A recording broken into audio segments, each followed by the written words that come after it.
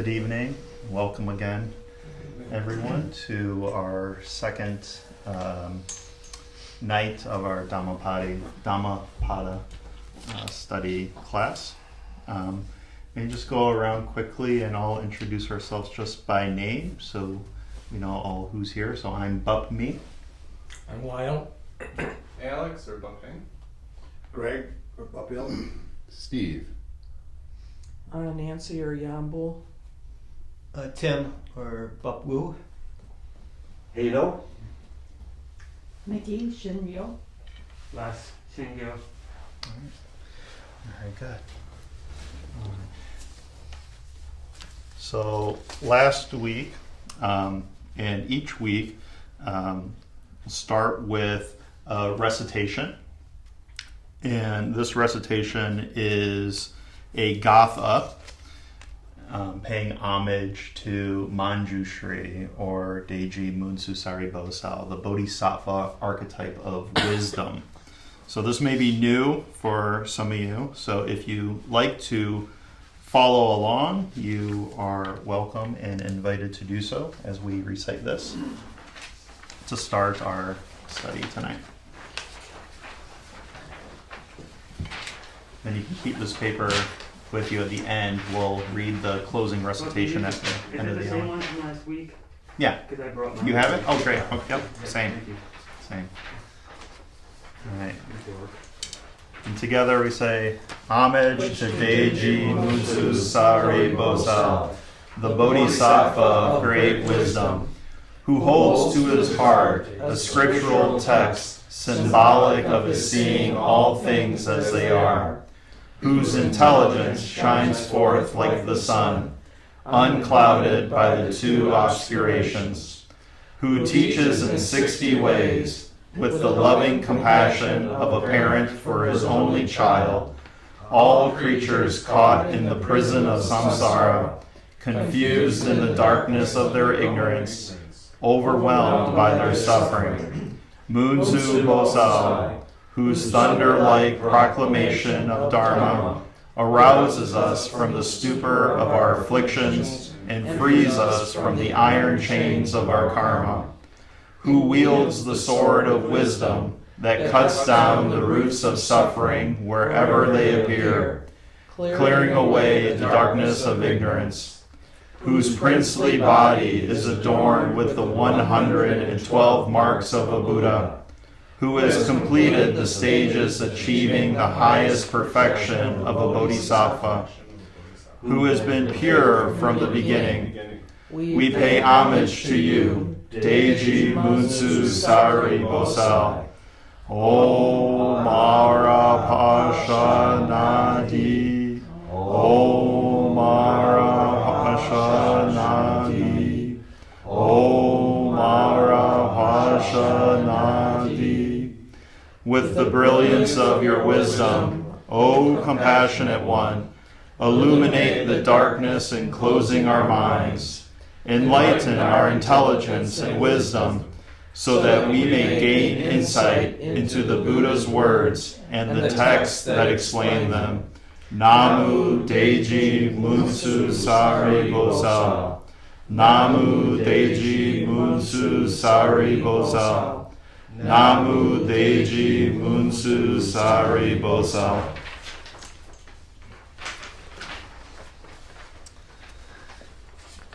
Okay.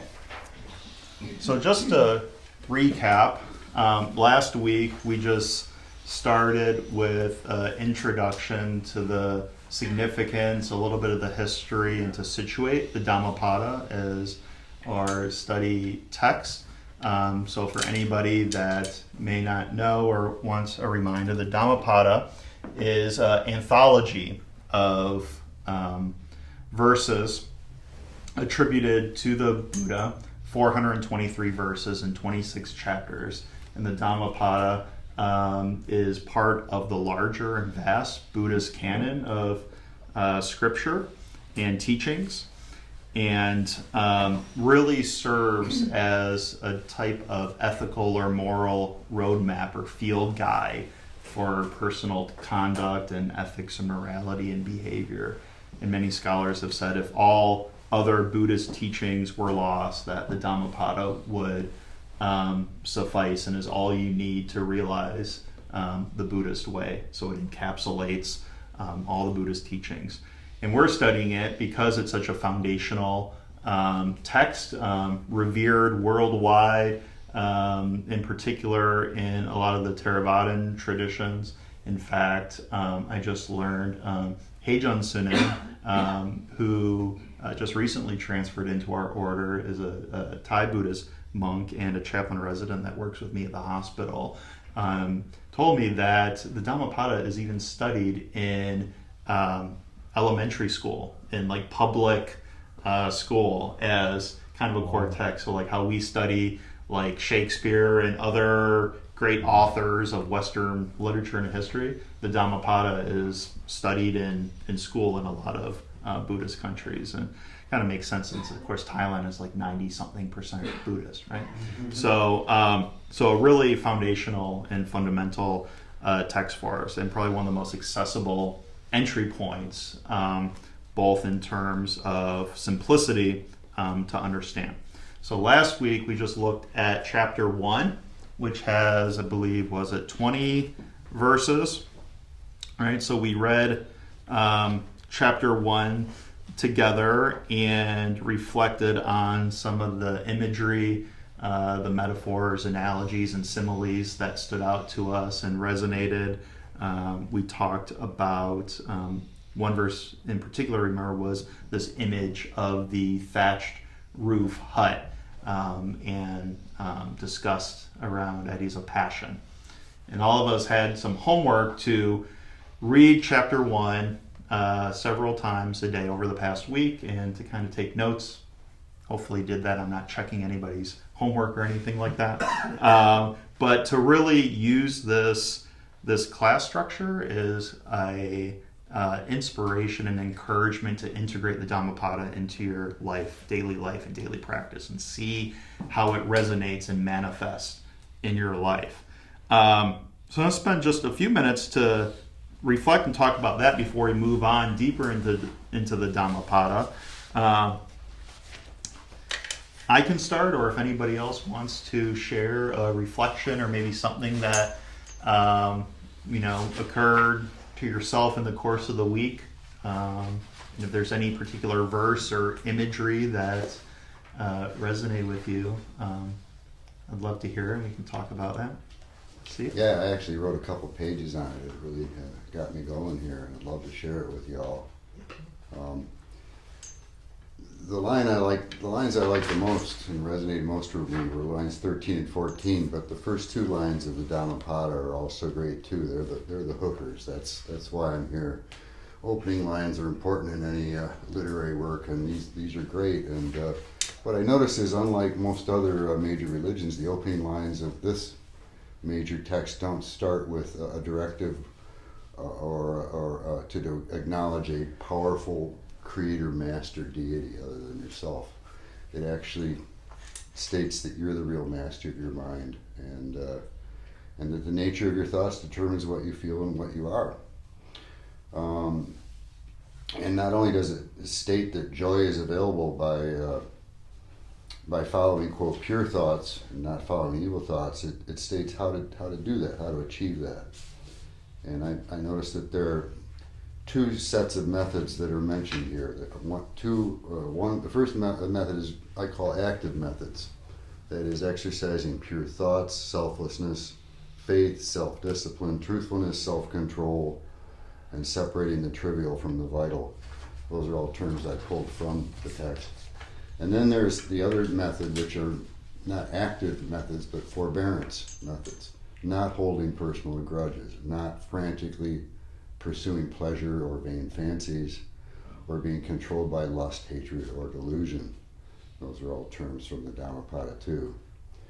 It also states that practicing these guidelines and not just acknowledging them or intellectualizing about them or paying lip service to them is wise, and it's how to actually experience the wisdom and share the joys that are inherent in the spiritual life that the Dhammapada explains is available.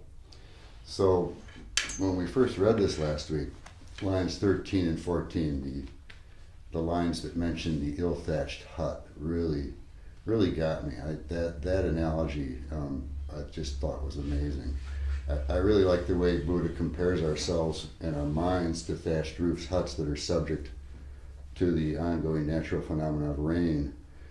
Rain, in this case, is being likened to the constant barrage of passions and distractions that both life and our minds produce and expose us to. A thatched roof is complex. There's many strands of grass in one, just as there are many strands of neural pathways in the structure of our brains. And both roofs and brains are subject to the rain, a rain of emotions, lust, passion, thoughts, concerns, and distractions. And I would also add that the ever-pervasive stream of influence emanating from the fast, wild world of social media, news media, and modern advertising are part of the rain we're subjected to. So the Buddha says we have to choose how to react. And there's lots of ways for the rain to get in. There's always the possibility of getting wet if you're not careful in maintaining your roof, your neural filter, as I call it. And a thatched roof also, by definition, is always permeable. So avoiding leaks is an ongoing problem. There's no permanent fix. So ongoing maintenance is the only situation. So Buddha said that passion will seep through an untrained mind as rain will seep through an untended roof. And I remember last week, Alex, you were talking about passion and how your idea of passion didn't seem so bad compared to Buddha's view of it here. But I think that here passion doesn't mean earnest, zealous dedication to a harmless personal pursuit. Pursuits that would probably fall into the category of right action or right livelihood in the Eightfold Path. Passion here means things like uncontrollable dedication to power and control at all costs, money, revenge, obsessive acquisition of possessions or luxuries, obsessive sexual lust, dedication to being right, or simply a passionate obsession with negativity and hatred or a fear of the world or others. So these passions can soak us in their rain and make us miserable. They can flood us. They can distract us. They can misdirect our energies. They can make us and even others miserable.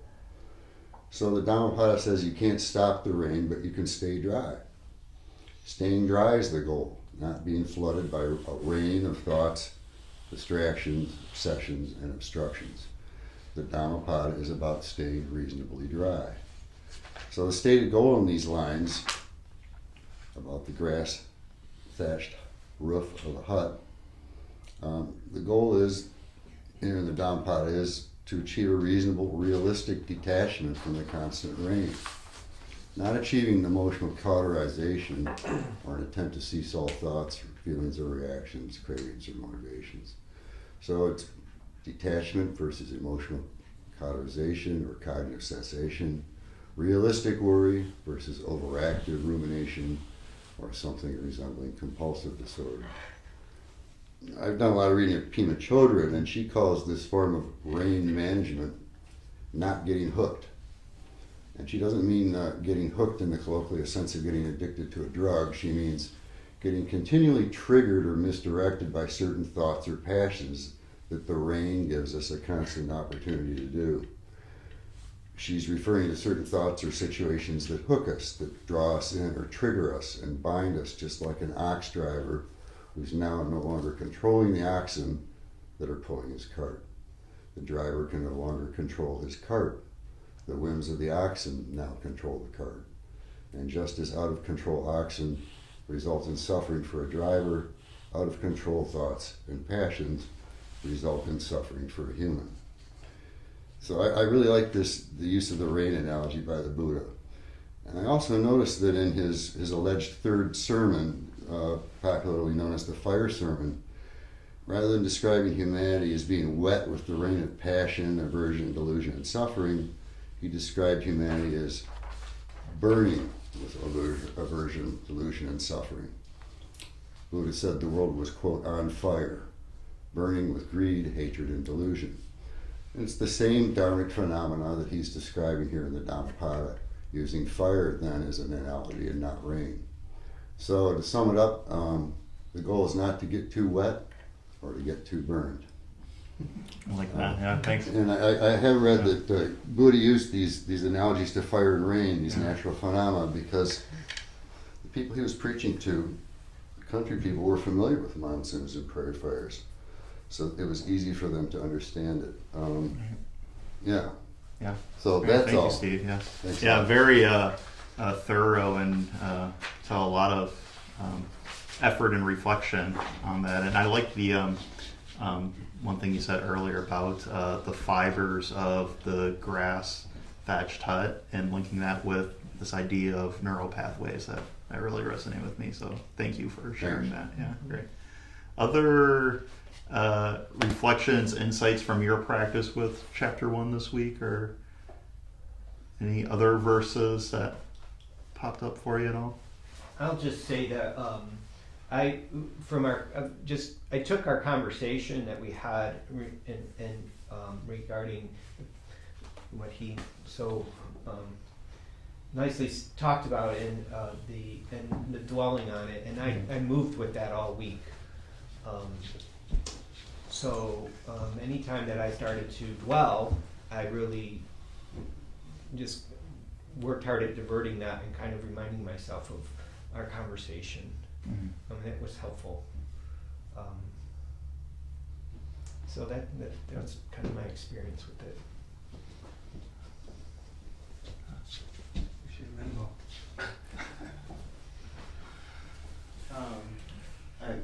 I might have forgotten my book today, but I don't remember exactly what lines it is. It goes something to the effect of, I think it's like 3 and 4. He robbed me, he hit me, Yeah. he stole from me. People that hold on to these thoughts will not have a pure mind. And I was thinking about the war in Ukraine, and that's probably occupied a lot of our minds. It seems every day like a travesty, just waiting for the day to hear that everybody's been obliterated, and the world goes on, and then we'll forget about it in 5 or 10 years, or read about it in history books. And thinking, could I really let go of a thought if I lived in that country that he robbed me, he hit me, he beat me? I don't think if that was my country, or I was those countrymen, I could ever forgive that. It seems like a very hard thing to forgive. And then you start thinking about the other world wars, and Japan and America now, and so many Vietnam, and okay. So there's a lot to think about there, but man, that's a when I've read that verse before, not thinking about war, I thought like, oh, somebody on the playground hits you, and then you hold on to it forever, and it's such a silly, stupid thing. But when you think about it on a grand scale, like we're seeing today, wow, how deep that is. Yeah, I'll say those 2 verses 3 and 4, and you're right in your recollection of them. He was angry with me, he attacked me, he defeated me, he robbed me. Those who dwell on such thoughts will never be free from hatred. He was angry with me, he attacked me, he defeated me, he robbed me. Those who do not dwell on such thoughts will surely become free from hatred. These 2, probably more than any of the other 18 verses in the first chapter, for me this week, were the most resonant. And what I often notice in myself, I have a lot of conditioning to be really critical and judgmental and pessimistic. So these really, I kept coming back to and notice for myself when I create expectations of what I believe or think or want others to do or perform or how they should behave, I'm drawn back to 3 and 4 here, and you see, and it's interesting, these particular examples the Buddha talked about: anger, attacked, defeated, robbed. I think we talked about these last week, that looking closely at these being both in the past tense, these aren't happening now. So right, this dwelling or this holding on to these, but also there's an evaluation in there too for me that I noticed when I was reflecting on this, right? These are my conclusions. So that takes me back again to verse 1, right? That I'm shaping that, I'm creating that world by my evaluation of it. So, so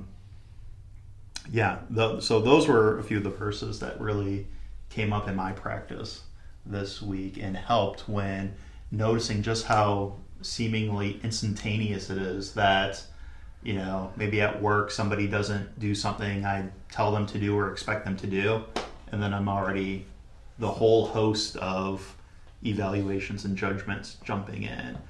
Same way as in here. So that was part of my practice this week.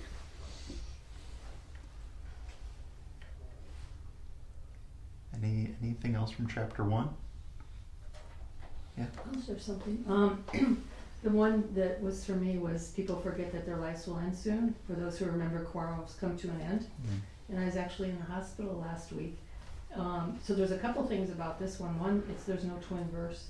It's all by itself. So that was interesting. And then I was not at all forgetting that my life could come to an end. And I was really struck by how much I still stayed in the worldly, not quarrels, but the worldly worries of like, where's my will and do I need power? Like I was so worldly even though I was close to thinking this kind of thought. And so that's what struck me last week of like how much clinging to the world, even when you are, when you don't forget that death will come soon. Yeah, thank you. Thank you for sharing that. I'm glad you're here. Oh, thanks. I am too. Yeah. So, I mean, that's the verse that struck me as well. And what I think is also interesting about it, it's a method to overcome the problems that were pointed out previously as far as when you're being attacked and all those sorts of things. That if you're aware that your death is maybe not that far away, then it's very easy to forgive and overlook harms. You will kind of contextualize, see what really matters. Right, exactly. It's like a technique, right? Think about this, and then it helps you put things in priority. Yeah. Okay. Good. Great. So I'm sure there's lots of other things, and the point of this class too, you don't have to share your practice, so I don't want there to be any expectation or pressure that you have to share. But for those of you that did, thank you so much, and I'm sure we'll share more as we go on. One of the things I wanted to share as we continue to reflect and think about these verses and how they apply in our life is to also help to imagine, as you said, Steve, the Buddha used specific language that resonated with the people at the time and their level of understanding, and used common experiences that they could understand. And a really great resource, and actually I learned this in my preparing too, that almost all of the verses in the Dhammapada are connected to a story that served as a catalyst for the Buddha to speak these verses. Heido has a very large Dhammapada there, which I'm pretty sure is out of print there, but we were talking about that before the class, and part of the commentary from that Dhammapada is attributed to the 5th century Buddhist scholar and monk Buddhaghosa, who gives the commentary and a lot of the stories from these Dhammapada verses. So I wanted to share one or two of these stories. Two, if we have time. The first story, and I'll pass this around here, if you're not on the Google group or the email yet, if you want to make sure I get your email, I'll send you a link to the full PDF file that has all the stories from the Dhammapada, including these that we're going to look at right now if you're interested. So if there's a verse that, for whatever reason, speaks to you or challenges you, maybe it could be part of your practice to look at the story, the background of that verse. And all of these stories have a piece of imagery or art here. You need one? Yeah. So this story is from the first, is the preceding story to the first verse in the Dhammapada. So I'll just read this out loud here, and you can follow along if you like. Remember that. So the first verse in the Dhammapada in case you don't have your copy. Our life is shaped by our mind. We become what we think. Suffering follows an evil thought as the wheels of a cart follow the oxen that draw it.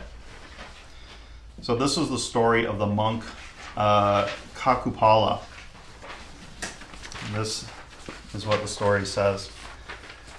While residing at the Devadatta monastery in Savatthi, the Buddha spoke this verse with reference to Kakupala, a blind monk. On one occasion, monk Kakupala came to pay homage to the Buddha at the Devadatta monastery. One night, while pacing up and down in meditation, the monk accidentally stepped on some insects. In the morning, some monks visiting the monk found the dead insects. They thought ill of the monk and reported the matter to the Buddha. The Buddha asked them whether they had seen the monk killing the insects. When they answered in the negative, the Buddha said, "Just as you had not seen him killing, so also he had not seen those living insects. Besides, as the monk had already attained arhatship, he could have no intention of killing, so he was innocent." On being asked why Kakupala was blind, although he was a arahat, the Buddha told the following story. Kakupala was a physician in one of his past existences. Once, he had deliberately made a woman patient blind. That woman had promised to become his slave, together with her children, if her eyes were completely cured. Fearing that she and her children would have to become slaves, she lied to the physician. She told them that her eyes were getting worse, when in fact they were perfectly cured. The physician knew she was deceiving him, so in revenge, he gave her another ointment which made her totally blind. As a result of this evil deed, the physician lost his eyesight many times in later existences. So I have never heard this story before, but I thought it was very interesting as being the connected story to the first verse of the Dhammapada. And there's many such stories in this collection that I'll share with you. So this is yours to keep and perhaps reflect on that as well too. But one other story from chapter 1 of the Dhammapada is the story of Devadatta and his attempt to murder the Buddha, which is a very famous story in the literature, in the Buddhist canon. So I just want to share this story with you. And the connected verse here is verse 17 in chapter 1, which is, "Those who are selfish suffer in this life and in the next. They suffer seeing the results of the evil they have done, and more suffering awaits them in the next life." Well, this is the connected story, the story of Devadatta. While residing at the Devadatta monastery in Savatthi, the Buddha spoke this verse with reference to Devadatta. Devadatta was at one time residing with the Buddha in Kosambi. While staying there, he realized that the Buddha was receiving much respect and honor, as well as offerings. He envied the Buddha and aspired to head the order of the monks. One day, while the Buddha was preaching at the Veluvana monastery in Rajagaha, he approached the Buddha, and on the ground that the Buddha was getting old, he suggested that the order be entrusted to his care. The Buddha rejected his offer and rebuked him, saying that he was not worthy of holding this responsibility. The Buddha next asked the Sangha to carry out an act of proclamation regarding Devadatta. Devadatta felt aggrieved and vowed vengeance against the Buddha. 3 times he attempted to kill the Buddha, first by employing some archers, secondly by climbing up the Jijakuta hill and rolling down a big piece of rock onto the Buddha, and thirdly by causing the elephant Nalagiri to attack the Buddha. The hired assassins, instead of attacking the Buddha, became his disciples. The big piece of rock rolled down by Devadatta hurt the big toe of the Buddha just a little, and when the Nalagiri elephant rushed at the Buddha, it was made docile by the Buddha. Thus, Devadatta failed to kill the Buddha, and he tried another tactic. He tried to break up the order of the monks by taking away some newly admitted monks with him to Gayasisa. However, most of them were brought back by chief disciple Shariputra and Mahamoggallana. Devadatta fell ill. Devadatta's sickness continued for 9 months. At last, desiring to see the Buddha, he said to his own disciples, "I desire to see the Buddha. Make it possible for me to see him." They replied, "When you enjoyed good health, you walked in enmity with the Buddha. We will not lead you to him." Said Devadatta, "Do not destroy me. I have indeed conceived hatred toward the Buddha, but the Buddha has not cherished so much as the tip of a hair's hatred toward me." And in very truth, towards the murderer Devadatta, towards the robber Angulimala, towards Dhammapada and Rahula, to each and all he manifested an even temper. At last, Devadatta wanted to see the Buddha, and when Devadatta alighted from his litter, his feet sank into the earth. He was this way swallowed up by the earth and was taken to the Avicii hell. So, very interesting context and background to some of the connected verses in the Dhammapada. And like I said, there's a rich collection of these stories connected to the verses. So the plan for this week, and I was thinking about this earlier, obviously 4 weeks and less than 4 hours is not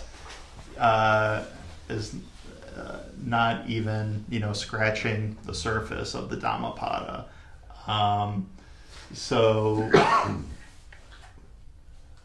I'd like to continue this series as an ongoing study, but I'm not sure exactly how and the logistics of we'll do that, but I'll talk with the clergy and the board, and we'll figure out a way to do this, because I think in one way would be disrespectful and not very helpful for us to try to rush through the Dhammapada. So I'm going to amend and adjust the syllabus, the outline a little bit, and we're not going to try to cover more than 1 chapter a week. I don't think that's very reasonable or realistic. So with that being said, this first series will cover the first 4 chapters of the Dhammapada rather than the entire thing. And then we'll plan out when we're going to continue this series and go on with it. So tonight, we're going to move on to chapter 2 on vigilance. This has a few less verses, runs about 10 or 11 or 12 verses. So again, the translation we're using is the Eknath S. Warren translation, which I think most everybody has or is aware of. May have another translation here. So like we did last week, I'm just going to read the chapter out loud, and then we'll spend the rest of the time that we have in the hour starting to reflect on any verses that stand out to us, as we did last week. So this is chapter 2 from the Dhammapada, Vigilance. Be vigilant and go beyond death. If you lack vigilance, you cannot escape death. Those who strive earnestly will go beyond death. Those who do not can never come to life. The wise understand this and rejoice in the wisdom of the noble ones. Meditating earnestly and striving for nirvana, they attain the highest joy and freedom. If you meditate earnestly, pure in mind and kind in deeds, leading a disciplined life in harmony with the Dharma, you will grow in glory. If you meditate earnestly through spiritual disciplines, you can make an island for yourself that no flood can overwhelm. The immature lose their vigilance, but the wise guard it as their greatest treasure. Do not fall into ways of sloth and lust. Those who meditate earnestly attain the highest happiness. Overcoming sloth through earnestness, the wise climb beyond suffering to the peaks of wisdom. They look upon the suffering multitude as one from a mountaintop looks on the plains below. Earnest among those who are indolent, awake among those who slumber. The wise advance like a racehorse, leaving others behind. It was through earnest effort that Indra became lord of the gods. The earnest are always respected, the indolent never. The earnest, spiritual aspirant, fearing sloth, advances like a fire, burning all fetters. Such seekers will never fall back. They are nearing nirvana.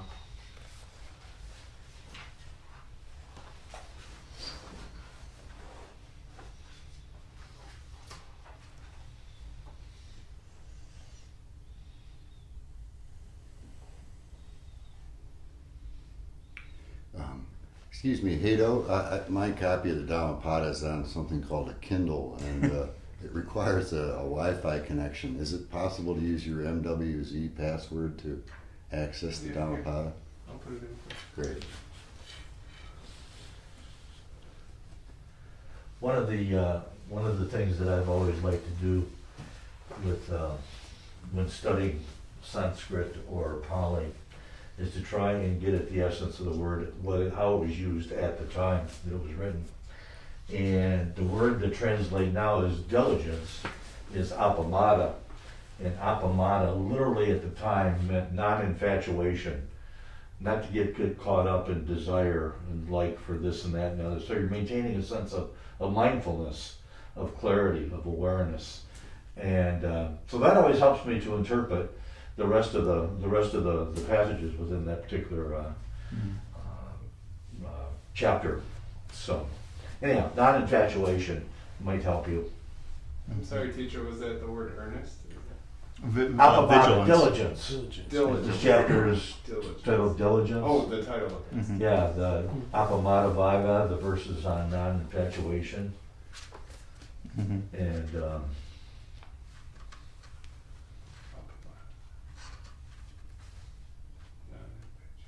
that's why, and I think Bob Beast and them alluded to it last week. Although I think this is my favorite copy of the Dhammapada also, Eknath Swaran's copy. I've got 7 or 8 different copies in the house. Meanings of words change over eons, and different people interpret them differently, coming from whatever background they're coming from. And so you can get some different flavors of reading different translations of the Dhammapada. Mhm. In the footnotes for this chapter, it's here in the Eknath version 2, apamada, vigilance, earnestness, and he includes another word, enthusiasm, which I think is also interesting, and it reminds me of what I talked a little bit about this past Sunday on this kind of determination or effort or samvega, this other emotion found in Pali Buddhism. Right? Well, it's interesting because entheos is God within, and so what does it mean to have God within? To be not infatuated, to see clearly, to all of those other things that you just listed. Mm-hmm. Other reactions, questions, confusions, thoughts on any of the verses in chapter 2? That was the word, they used earnest a lot in it, and I'm wondering if that was the same word then in Pali that was being translated. And, Apamada. yeah, they said meditate with earnestness, I believe. And I wasn't sure if I could ever say I've done that. Just because I'm thinking of the way I used earnestness. I'm not sure if it's the same. Enthusiasm has been there, They also Well, say I mean, ardently meditating, and the word ardently is often used in it. There's a part of me that always feels like a fraud, I guess, meditating. It's like, you're not doing this well enough. Well, I'm confused by the first two lines. Okay. Be vigilant and go beyond death. Mm-hmm. I'm assuming they don't mean literal death. Correct? That there must be another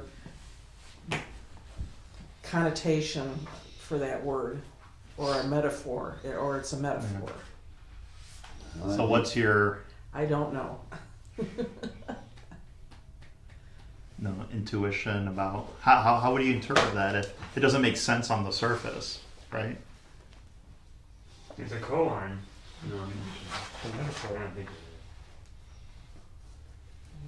What did you say? I said maybe it's a colon, but I don't think so. Kind of a riddle, Buddhist riddle. Public case. Okay. Yeah, in terms of public case, it's missing a few words, which makes it a little more open. You've got to ask. He's referring to death for sure. It's not a code word for something else. But you got to ask, because going beyond death mean going beyond thinking about death? Does it mean overcoming death? Does it mean not considering death as the final statement on what you may have produced in the world? So there's a lot of ways to approach it. And part of the mystery is, what did he mean by that? But certainly it doesn't mean being stunned by death and being paralyzed by the fact that death is coming and then basically being a useless person in life. So this is different, as we talked about. My interpretation would be different. My interpretation is that to be vigilant, that's how the only way that you're going to be awakened is through vigilance. And then when you're awakened, that's the overcoming of death. Okay. Okay, sounds good. That makes very literal sense, because that is how the Buddhist canon works. I was gonna you stop the cycle of yeah. birth and death. So yeah. I was gonna mention, we talked about earlier, I think Steve, you were saying the first verse in the first chapter is unique in that it doesn't give a kind of directive or mandate or set anything up, whereas here the first sentence in chapter 2 is giving a very strong instruction to be vigilant in a particular direction beyond death, right? I mean, last week we said, take one chapter and see if one verse resonates. This is one sentence of one verse that's challenging, right? To parse and to understand. It's a good sentence. Good one to Yeah, I mean, reflect some on. of the Buddhist stuff is more like poetry than an instruction manual, and that's part of the unique thing we have to go through when we interpret it. Go beyond conventional meanings and see what the deeper meaning is, what he's saying resonates, what it says to you. Yeah. What I tried doing, reading this, is to take something that maybe I don't really know if I understand what it means, or I find myself stopping and be like, what the heck is that? And just staying with that idea, that concept, that sentence, that verse, whatever it is, and sitting with that, meditating with it, of kind of brewing in it, so to speak, until you start seeing it from different angles, kind of like a meditative focus of sorts. So you may choose that to be your practice one day this week, maybe not, I don't know, but it's an option, right? Right. It's an option. Yeah. There's a lot of literature about that you can't really be alive unless you don't fear death. And so this almost sounds like that to me. It's like if you can go beyond death, you're going to have the joy and the real aliveness. Okay. And Yeah. so to me it would be more like the fear of death. I would agree with that, and saying based on the concept, go beyond death. So when we hear death, if there's a concept involved, immediately we have this idea. So when we go beyond death, we're dropping concepts, these ideas that we have, and we're vigilant in the present Yeah. Yeah. in here now, which is beyond death. Yeah. So I said also, I think last week, part of some of the suggestions for approaching Buddhist text and study is to reread and visit them over, as you grow and change and your practice, shifts and evolves in different ways, and come back to this. If something doesn't, kind of reconcile or make sense now, read it again in a week, in a month, in a year, in 2 years, in 3 years. Keep reading it over and over and over. When I first read the Dhammapada, probably like 10, 15 years ago, I don't remember what I thought I understood of it at the time, but I'm sure it's not the same. I don't look at it the same way now as I did 10 or 15 years ago, because I've practiced, I've immersed myself in the Buddha Dharma, in the history and the theories and the concepts and the teachings, and all of that. So as you continue to study and practice and expose yourself to different things and different ideas, come back to these verses and see if your perspective is maybe also, hey, I'm reading that different than I read it before. So, and then, because it seems simple, it's easy to read, but it has really deep and profound connections to the whole Buddhological universe. Right? Magical, I like that. Yeah. All right. So our kind of practice for this week is be the same. Stick with chapter 2 this week. If you care to indulge in the practice, just keep a simple notebook or diary. You don't have to write an essay, although that was I really enjoyed it. It was beautiful, and very, very thoughtful. But just take a few notes if you want. Find a verse that kind of you see working in your life, in a day, and then try that as a spiritual practice.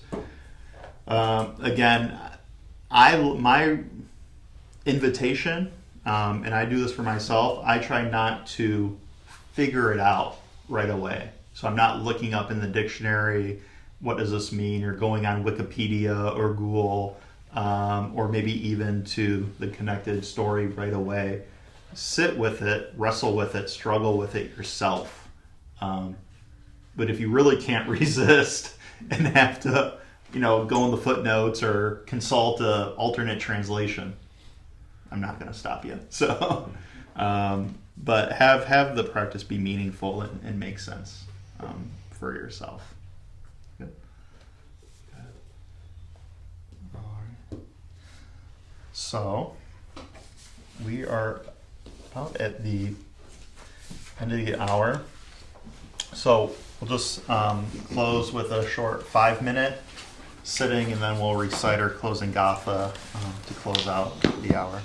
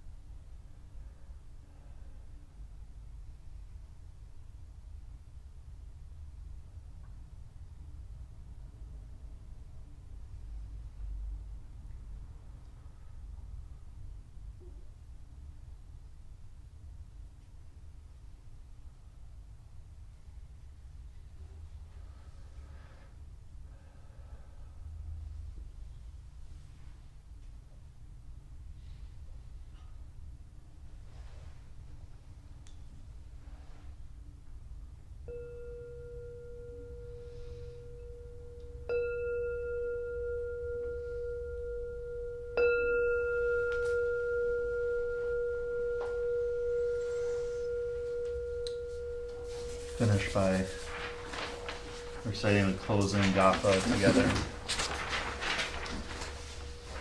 The Dharma, incomparably profound and minutely subtle, is rarely encountered, even in hundreds of thousands of millions of kalpas. Now we see this, hear this, receive and maintain this.